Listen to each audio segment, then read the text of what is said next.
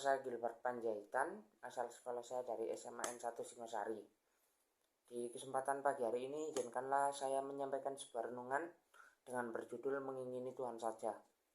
Tetapi sebelum itu, marilah kita berdoa terlebih dahulu. Ya Allah Bapa, terima kasih atas berkat-Mu pada hari ini. Izinkanlah hamba-Mu ini menyampaikan sebuah renungan. Kiranya renungan ini menjadi rema dalam kehidupan kami dan pelita bagi kaki kami. Dan kiranya renungan ini menjadi manfaat yang bisa berguna dalam kehidupan kami sehari-hari. Dalam nama-Mu dan Yesus. Amin. Ya. Renungan ini kita ambil dari kitab 2 Korintus 11 ayat 2 dan 3 dan Lukas 4 ayat 5 sampai 8. Ya, untuk ayat ini bisa teman-teman baca dulu biar kita sambung dengan renungannya.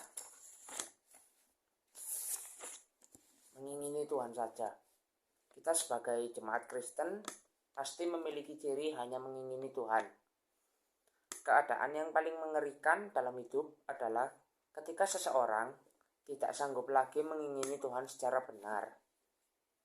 Dalam hal ini harus diketahui bahwa ada suatu stadium di mana seseorang tidak dapat lagi mengingini Tuhan.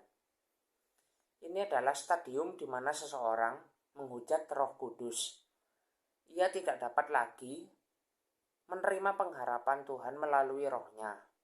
Pada dasarnya, Roh Kudus menganggap orang percaya agar orang percaya menjadi manusia unggul seperti Tuhan, bukan pasangan seimbang dengan dunia. Untuk menjadi pasangan yang seimbang dengan Tuhan, seseorang harus memiliki kesucian normal, kerendahan hati, dan nilai-nilai kualitas batin yang seimbang dengan Tuhan.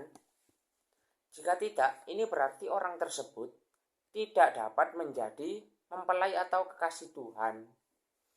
Ini adalah keadaan yang paling menyedihkan dari segala keadaan bagi orang percaya.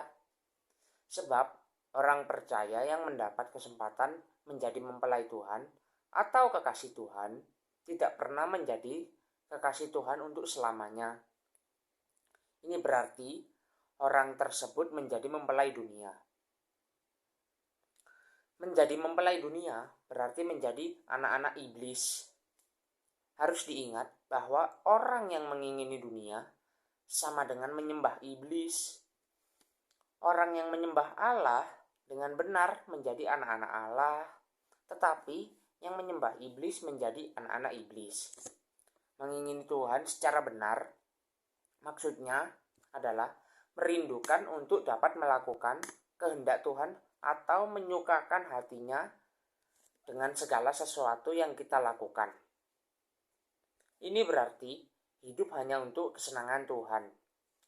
Hanya orang yang memiliki irama hidup seperti ini yang dapat berjalan dengan Tuhan, yaitu yang makanannya adalah melakukan kehendak Bapa dan menyelesaikan pekerjaannya. Dengan demikian, untuk hidup dalam persekutuan dengan Tuhan bukan sesuatu yang dapat terjadi secara otomatis, tetapi melalui perjuangan yang sangat berat. Inilah yang dimaksud oleh Tuhan Yesus sebagai jalan yang sempit. Dengan demikian, sangatlah jelas bahwa hidup kekristenan adalah hidup dalam perjuangan untuk bisa seiring dengan Tuhan. Dalam hal ini, mengiring Tuhan bukan hanya berarti menjadi Kristen, tetapi bisa sepikiran dan seperasaan dengan Tuhan karena memiliki kualitas kehidupan yang sama dengan Tuhan. Itulah sebabnya kita dipanggil untuk memiliki pikiran dan perasaan Kristus, agar kita bisa mengimbangi Tuhan. Orang yang merindukan kehidupan yang berjalan seiring dengan Tuhan akan belajar terus-menerus memiliki hati yang mengingini Tuhan. Untuk ini, ia harus bersedia meninggalkan segala keinginan kecuali mengingini Tuhan saja. Namun harus dipahami bahwa orang yang mengingini Tuhan karena suatu kebutuhan atau berkat jasmani kesembuhan, dan lain sebagainya. Belum berarti sudah mengingini Tuhan. Mencari Tuhan hanya karena suatu kebutuhan atau kepentingan tertentu, berarti Tuhan tidak diingini. Tuhan hanya menjadi alat, bukan tujuan. Kalau ada orang Kristen yang terus-menerus bertindak demikian, maka berarti ia bersikap tidak pantas bagi Tuhan. Faktanya, banyak gereja yang mengajarkan jemaat memperlakukan Tuhan secara demikian. Kalau orang Kristen baru memperlakukan Tuhan demikian, tidaklah bisa dikatakan sebagai kesalahan. Tetapi kalau sudah lama menjadi Kristen masih berbuat demikian, berarti ia tidak bertumbuh dan tidak menghormati Tuhan. Demikianlah dapat kita jumpai dalam kehidupan banyak orang Kristen.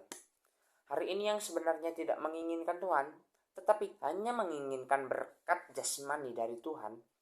Hal ini memang tidak mudah dihindari, sebab pada umumnya manusia berpikir bahwa hidup di dunia ini hanya untuk hidup dengan segala fenomenanya seperti sekolah, bekerja, dan menikah. Memiliki berbagai fasilitas dan menikmati semua yang semua orang dapat menikmatinya. Dan untuk itu mereka memerlukan Tuhan. Jadi Tuhan diperlukan hanya untuk meraih kehidupan di bumi.